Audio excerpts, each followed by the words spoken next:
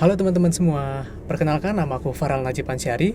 Di video ini dan satu video yang akan datang, kita akan membahas mengenai geometri ruang. Dan untuk di video kali ini, kita akan membahas mengenai jarak antar titik dan jarak dari titik ke garis. Selain itu, kita juga akan flashback sedikit ke zaman-zaman SMP, yaitu sifat-sifat Pythagoras. Masih ingat kan dulu sifat-sifat Pythagoras ini? Nah, sifat-sifat Pythagoras ini bisa berguna ya bagi kita untuk menjawab soal-soal geometri. Nah, pertama, jarak antar titik nih. Pertama, kalian bayangin kalian punya dua titik seperti ini. Gimana cara kalian untuk menghitung jaraknya? Gampang aja ya, kita tinggal tarik garis dari satu titik ke titik lainnya, lalu kita tinggal ukur aja tuh panjangnya berapa. Nah, kalau misalnya kita ada di sebuah bangunan ruang, itu sama aja kayak rusuk dari bangun ruang tersebut. Nah, atau kalau misalnya kita berada di diagram kartesian, ini sama aja dengan jarak dari satu titik ke titik yang lainnya. Ya, jadi kita tinggal hitung aja nih, X2 dikurangi X1-nya berapa.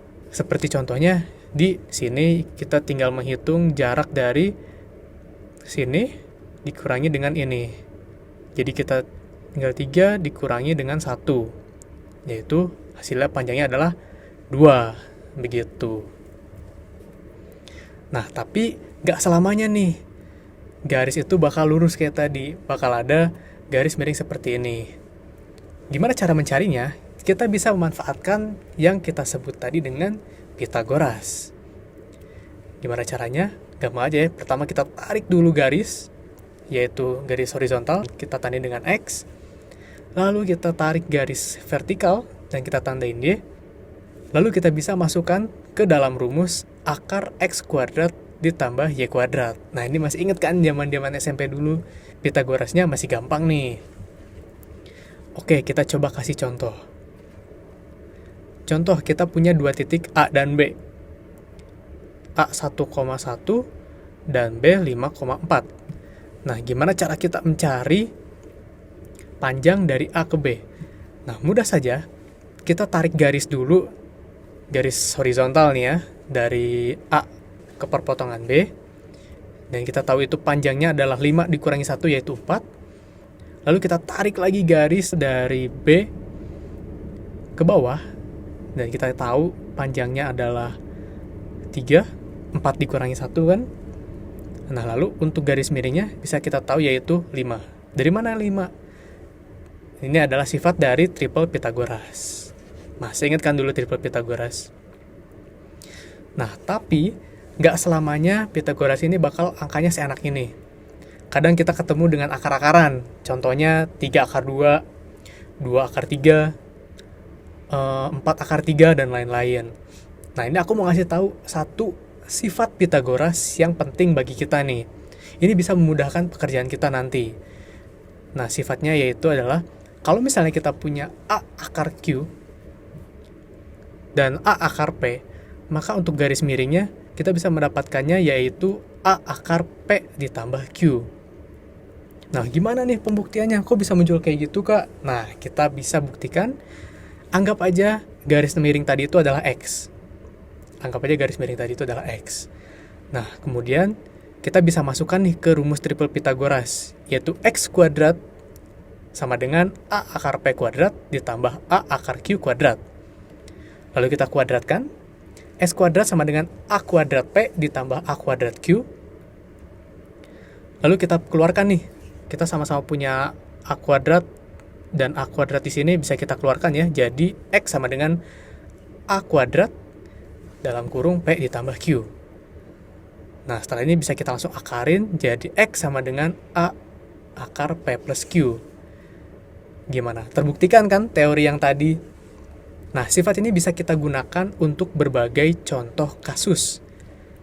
Nah, kita masuk ke contoh soal ya. Contoh soal. Terdapat sebuah kubus ABCD EFGH dengan panjang rusuk 2 cm. Jadi yang kita tahu di sini, ini panjangnya 2, ini panjangnya 2, dan ini juga panjangnya adalah 2 cm, karena dia kubus. Oke, tentukan jarak dari titik A ke titik G. Titik A, di mana titik A ini ya? titik A di sini, ke titik G. Titik G yaitu di sini. Melintas nih dia, melintas ya. Garis antar bidang. Oke, gimana cara kita jawabnya? Yang pertama, kita cari dulu nih jarak dari A ke C. Nah, cara nyari jarak A ke C gimana? Kita bisa menggunakan Pitagoras ya. Kita bisa memanfaatkan segitiga ABC ini. ABC bisa kita manfaatkan. Nah, tadi AB kita udah tahu yaitu 2, atau kita bisa tulis dengan 2 akar 1, dan BC juga sama-sama 2, atau bisa kita tulis sebagai 2 akar 1. Nah, masih ingat gak tadi sifatnya kayak gimana? Berarti garis AC adalah 2 akar 2. Gimana? Masuk akal kan? Mudah kan kalau kayak gini caranya? Nah, kita simpan nih sekarang. Garis AC adalah 2 akar 2. Nah, sekarang setelah kita dapat garis AC, kita bisa memanfaatkan satu buah segitiga lagi yaitu ACG. Nah, ini juga segitiga siku-siku ya. Bisa kita manfaatkan nih. Nah, tadi AC adalah 2 akar 2 dan CG adalah 2 akar 1. Nah, berarti untuk AG berapa nih? Nah, untuk garis AG bisa dengan mudah yaitu 2 akar 3. Karena tadi 2 plus 1. Nah, jadi kita bisa dapat nih, panjang dari titik A ke titik G adalah 2 akar 3. Gimana teman-teman? Gampang kan? Nah, tapi aku juga punya satu cara cepat lagi nih. Nah, cara cepatnya gimana tuh? Kita bisa menggunakan rumus AG sama dengan AB kuadrat. Nih ya, AB kuadrat ditambah BC kuadrat, yang ini BC kuadrat, ditambah dengan CG kuadrat. CG kuadrat. Nah, ini dia. Kok bisa kayak gitu? Nah, bisa. Karena kita buktiin ya. Pertama, AG itu adalah akar AC kuadrat ditambah CG kuadrat. Setuju kan teman-teman? Yaitu adalah akar AC kuadrat ditambah dengan CG kuadrat. Benar kan? Nah, AC kuadrat sendiri itu apa? AC kuadrat sendiri adalah akar AB kuadrat ditambah BC kuadrat kan? Yang dikuadratin kemudian. Selanjutnya, kita bisa pecah tuh jadi AB kuadrat ditambah BC kuadrat. Ditambah tadi CG kuadrat yang tadi. Nah, jadi terbukti nih, si garis AG tadi bisa kita cari dengan akar AB kuadrat ditambah BC kuadrat ditambah CG kuadrat. Mudah ya teman-teman. Jadi kita bisa masukin nih ke rumusnya. Tadi AB kuadrat tambah BC kuadrat tambah CG kuadrat sama dengan akar 2 kuadrat ditambah 2 kuadrat tambah 2 kuadrat. Yaitu jadinya 4, 4, 4. 3 kali 4-nya, yaitu adalah akar 12. Nah, akar 12 ini agak kurang enak ya kelihatannya. Nah, kita bisa pecah menjadi 4 dikali 3. Dan karena 4-nya itu di angka kuadrat, kita bisa keluarin menjadi 2 akar 3. Nah, gimana nih teman-teman? Hasilnya sama kan dengan yang tadi? Itu berarti rumusnya benar. Bisa kita pakai ini di mana-mana. Tapi dengan syarat dia itu adalah garis dari sini ke sini dan ke atasnya. Nah, itu bisa kita menggunakan rumus cara cepat ini. Nah, tadi itu kan jarak dari titik ke titik. Nah, gimana nih kalau jarak dari titik garis? Anggap aja kita punya satu garis AB. Dan kita punya satu titik yaitu T. Nah, cara untuk cari jarak dari titik T ke garis AB adalah kita cukup menarik garis secara tegak lurus dari T ke garis AB. Ingat ya, tegak lurus kawan-kawan, bukan miring kayak gini. Salah. Jadi bukan ke tengah titik, bukan miring, tapi ke tegak lurusnya. Nah, cara nyarinya pun sama aja. Kita bisa manfaatkan tadi Pitagoras yang tadi itu. Nah, sekarang coba contoh nih. Contoh soal jarak titik ke garis.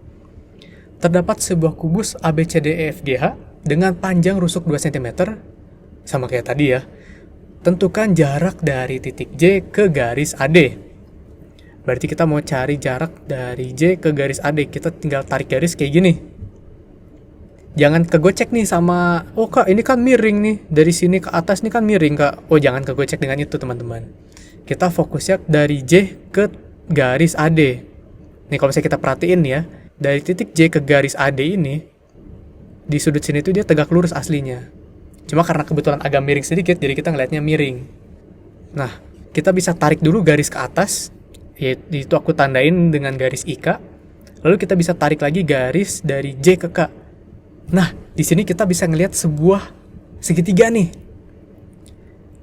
Apa nih segitiganya? Yaitu segitiga IJK.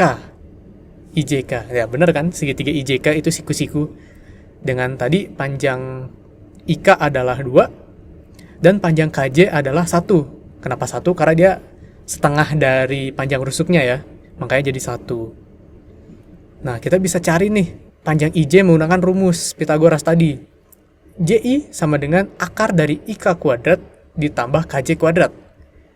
IK-nya sama dengan 2, KJ sama dengan 1. Jadi akar 4 plus 1, yaitu akar 5. Nah, jadi panjang dari titik J ke garis AD adalah akar 5. Oke, gimana nih teman-teman? Di video ini, kita sudah membahas mengenai jarak antar titik dan jarak dari titik ke garis. Tentu dengan disupport oleh sifat-sifat Pythagoras tadi. Dan di video berikutnya, kita akan membahas mengenai jarak dari titik ke bidang yang tentunya akan lebih menarik lagi nih teman-teman. Oke, mungkin sekian dari aku. Semoga ilmunya bermanfaat dan kita akan bertemu lagi di video berikutnya.